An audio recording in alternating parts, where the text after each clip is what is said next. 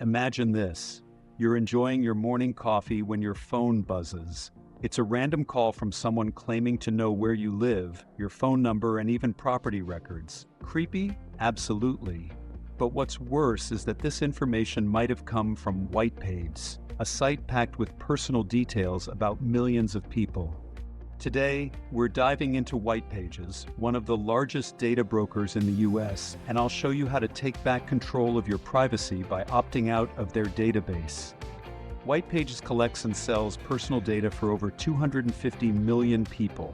Think of it as a directory that includes your name, phone number, email, property records, and even potential relatives. This information is sourced from property deeds, public records, telecom companies, and even social media.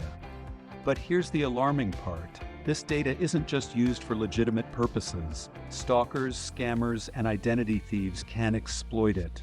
That's why opting out of Whitepages is so important. Let's walk through the steps to remove your information. Start by visiting whitepages.com and searching for your profile using your name, city, and state.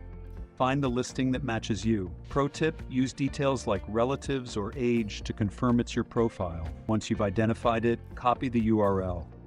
Next, head over to the whitepage.doc/suppression request page. Paste the URL and click Next. Verify your information. When asked for a reason, select something like, "I just want to keep my information private." Finally, provide a phone number for verification. You'll get a robocall with a code. Enter it, and your request will be processed. Once your request is approved, your information should be removed within a few days. Manually opting out of data brokers can be time-consuming and tedious. But what if there was a faster way? PurePrivacy offers an automated service that uses a powerful algorithm to find data brokers holding your information and sends 200+ opt-out requests at once, saving you time and stress. Thanks for watching. Don't forget to like, subscribe, and hit on the bell icon.